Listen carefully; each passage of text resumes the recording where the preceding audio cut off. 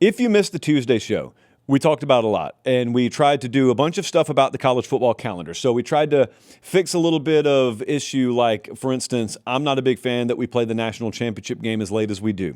January 19th, the other day. January 25th, this upcoming year. So I don't like that. I don't like what's happened to bowl season. That's number two. We tried to offer somewhat of a solution to save bowl season. We thought that we enhanced the very end of the regular season with a solution.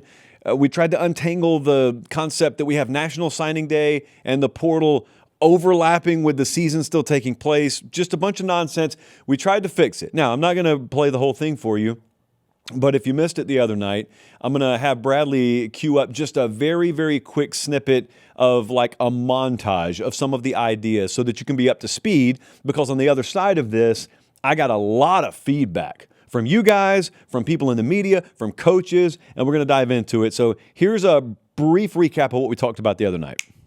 I think we had a breakthrough today. I think we figured out how to fix the college football playoff, how to save bowl season, how to move the national championship game to January 1st, how to get the portal wrapped up, and how to get National Signing Day wrapped up, all by the start of the spring semester. Step one, I would like to move week 1 to what week 0 currently is, which leads to a revolutionary Thanksgiving weekend. It's where step 2 comes into play. We're going to have conference championship games. We're just going to have them Thanksgiving weekend instead of the week after Thanksgiving. We have a big problem in this sport right now. Bowl season has been rendered largely irrelevant compared to what it used to be. So I'm taking the shock panels, I'm rubbing them together, and whatever that gel is in between, putting them on the chest of bowl season. Clear! Boom! Bowl season's back. I'd like to take 6 bowls. Don't particularly care which ones they are. Let's just call it the Citrus Bowl and the Pop-Tart Bowl, Cheez-It Bowl, etc. Either that Friday after Thanksgiving or that Saturday. You guys can choose. Take all the teams that are going to play in conference championship games, take them off the board. They're already preoccupied. But this is what it would have looked like this year. My Pop-Tart Bowl is Oregon versus Houston. My Cheez-It Bowl is Ole Miss versus Michigan. I've got A&M, Arizona. I've got Oklahoma, USC. I've got Texas versus Utah. I've got Notre Dame versus Vanderbilt. These are bowl games. They are also college football playoff data points. These games count. You could play yourself into or out of the playoff, in many cases, in the Pop-Tart Bowl, because the day after, that Saturday, that is Selection Sunday, 9 a.m. It's an NFL Sunday. We're not scared of the NFL around here, but we're also not going to be stupid and run opposed to them. So we're going to reveal the college football playoff rankings and seedings and the bracket 9 a.m. that Sunday. And then step 5, round 1 happens a week later. Round 1 of the college football playoff on campus is held the first Saturday in December. Round 2 of the college football playoff, held on campus, is held the second Saturday in December. Round 3, finally going to kick it to a neutral site, only because I think I have to. I don't want to. That's the third Saturday in December. And then we break for Christmas, and our national championship game is held New Year's Day. And we crown a national champion, and the season's over. And step 6 is immediately after that. I don't even care in which order you do this. You have signing day, and you have your transfer portal window, and wrap that thing up in a couple of weeks, and then spring semester is here, and everyone can go kick their feet up and take a little vacation. Maybe have a junior day. Do whatever you want to do. Everyone's playing 17 to win it all. You got 2 rounds of on-campus playoff games. The bowl games are enhanced in many different ways, and you totally resurrect the spirit of bowl season because you maximize the relevance of 6 of those bowls, and you totally reconfigure the importance of them. Also, if we play these games on subsequent Saturdays in December, you're going to have to figure it out with the NFL. You're just going to have to. Someone's got to walk in the room that has the stones and the relationships and the know-how to understand, and hey, here's a bold strategy. If you have to, pay the NFL to have the spot. But I love this. I think this could work.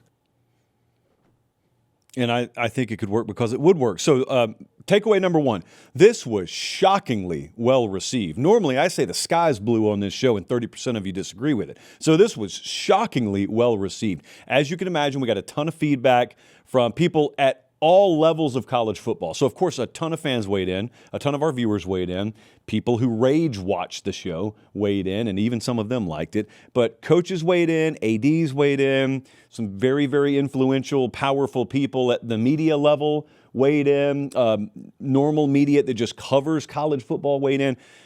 So it was very well received. That doesn't mean there wasn't pushback, there wasn't disagreement, but in general, the tone was, yeah, none of us particularly love the structure right now. It was just, that was almost across the board. And then there were like varying levels of, here's how much I agree with your proposal. Here's what I'd like to change. A lot of you just agreed with it kind of across the board. So nobody likes the current situation. It's just someone has to lead. The single biggest collective piece of feedback that you get in these situations, if you talk to an athletic director or you talk to like anybody on the administrative side of the fence, they just say, no one's really leading right now. Everyone's looking out for self-interest. I don't even hate on these people. I get it. If you're the commissioner of the Big Ten, your job is to look out for the best interest of the Big Ten. You are not your own boss.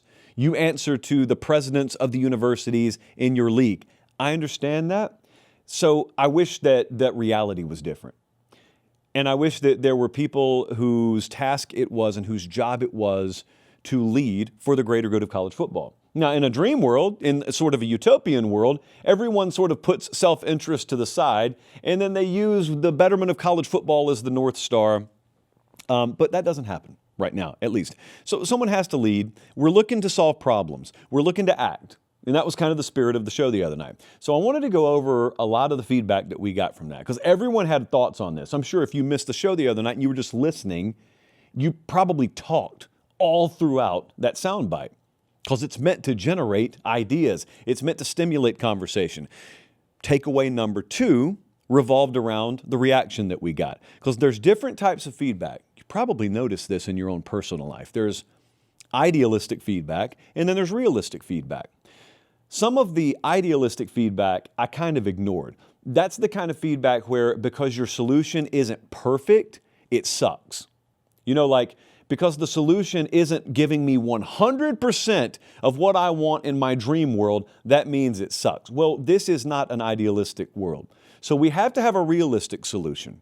Like what we have right now, I don't love from a structure standpoint. I love the sport. I love college football. From a structure standpoint, I'm not in love with various pieces of it, but I'm also acknowledging the pieces are what they are to an extent because there is no perfect solution.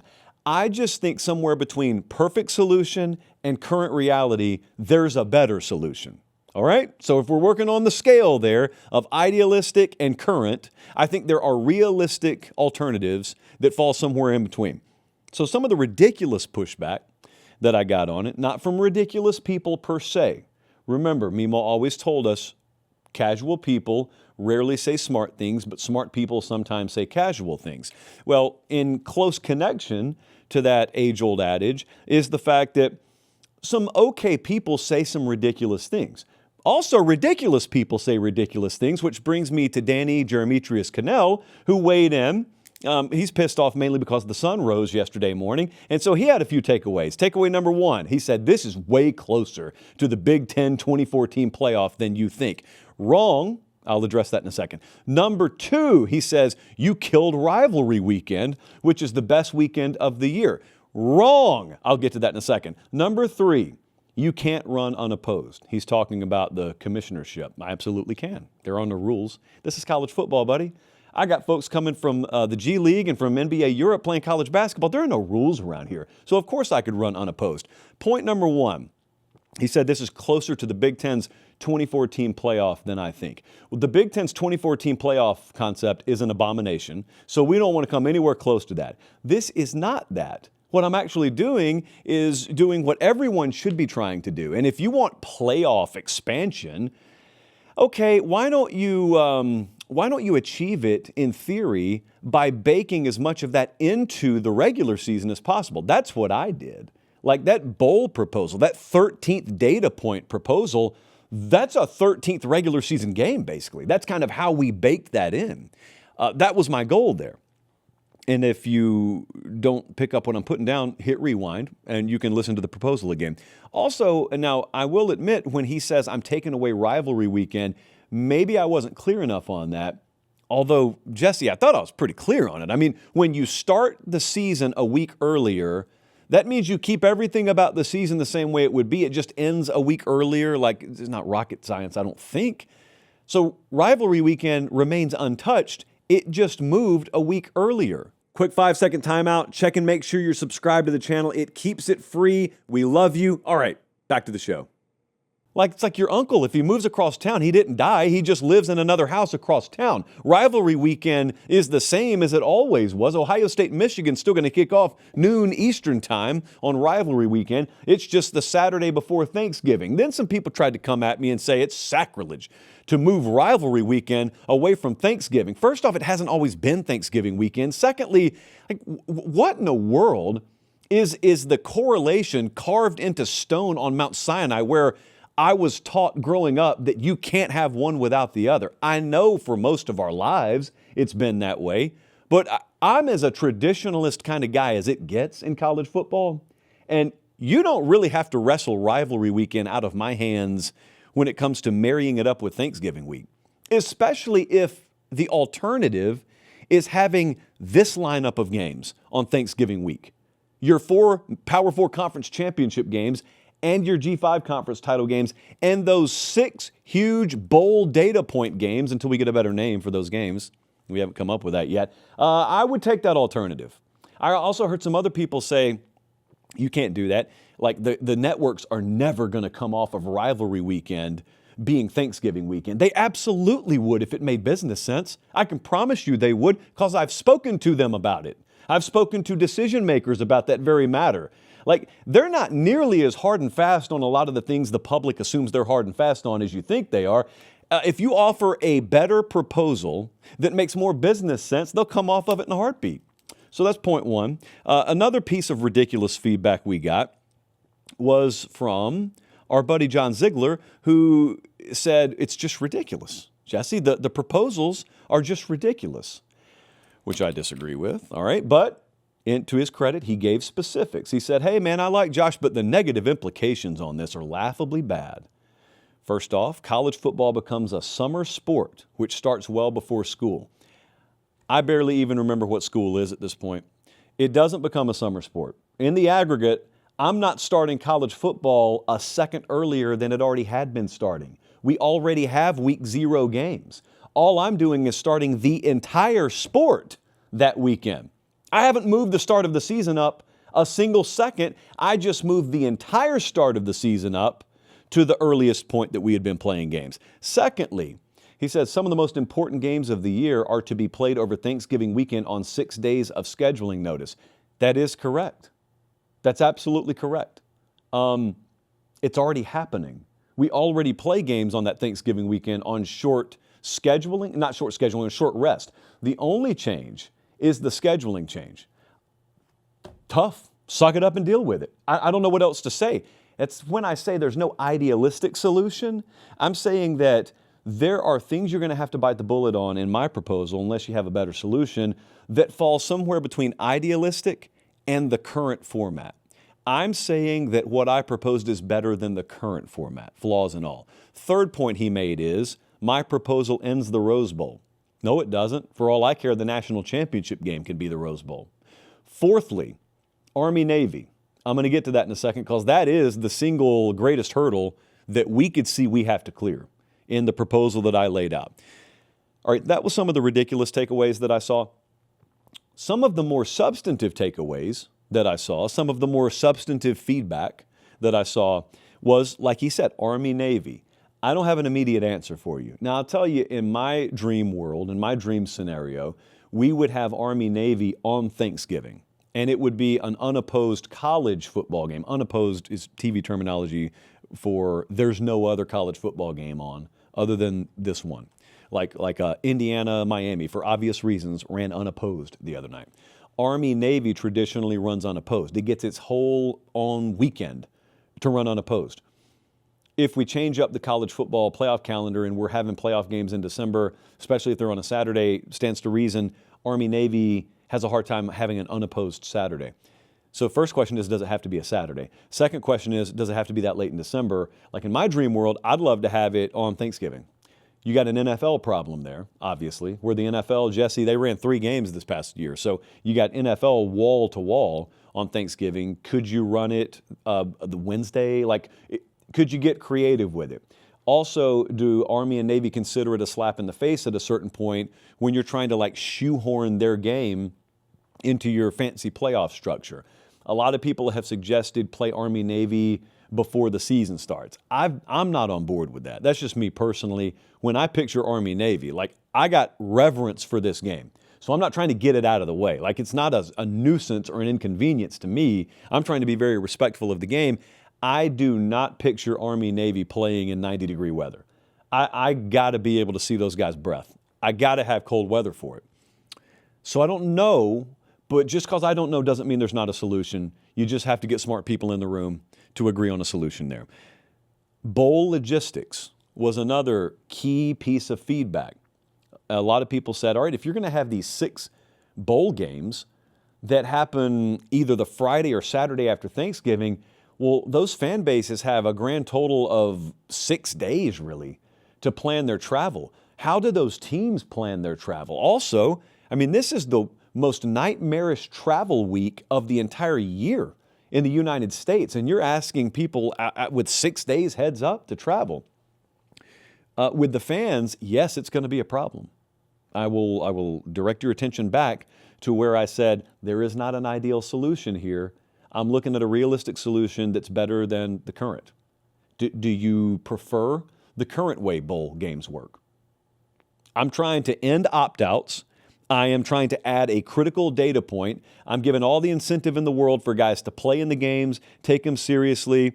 It loops those bowls into the regular season, basically. They become data points. Like Selection Sunday, the playoff rankings are released after these games happen. Not a perfect solution, but a better one than we have. Yes, the logistic piece would be hard for fans. For the teams, it wouldn't, because we already know which bowl games are going to host before the season starts. We know if the Cheez-It Bowl is going to be a host of one of those 6 games, it knows, and it already has hotel accommodations blocked off, and it already has air travel secured, and all they need to know is whether to go to Ann Arbor, Michigan, or whether to go to Eugene, Oregon, or Athens, Georgia, and get the teams. That's all they really need to figure out. So yes, it's not an ideal situation, but I think it is a realistic situation, and it's an okay one. Somebody else said, why do you have to have conference championship games? I don't. When I say I'm trying to be realistic about my proposal, if you can convince me that the conferences are willing to do away with conference title games, okay. I will take this pen that I stole from Weston. I didn't steal it. It was in my room. I'm willing to cross it off right now. If we can get Greg Sankey and Tony Petiti on the phone and they say, conference title games, we can do with or without them. Cool. We'll cross them out. It gives me a lot more flexibility, actually. I don't think we can accomplish that. That's why I left conference championship games in the format. I was just trying to, for the sake of getting tangled up in all sorts of arguments for the next 6 months, just sort of add that in and bake that in. Traveling on short notice for fans, that's going to be an issue. Somebody said, though, hey, man, if you're having the added rounds on campus, because I want the first 2 rounds of the playoffs on campus, I'd really love the first 3 rounds on campus. More on that in a second. But if you're going to have the first 2 rounds on campus, someone said, you really expect fans from the opposing teams, the road teams, to be able to travel? No, I don't. You don't do it during the regular season. What do you get, 5,000 tickets?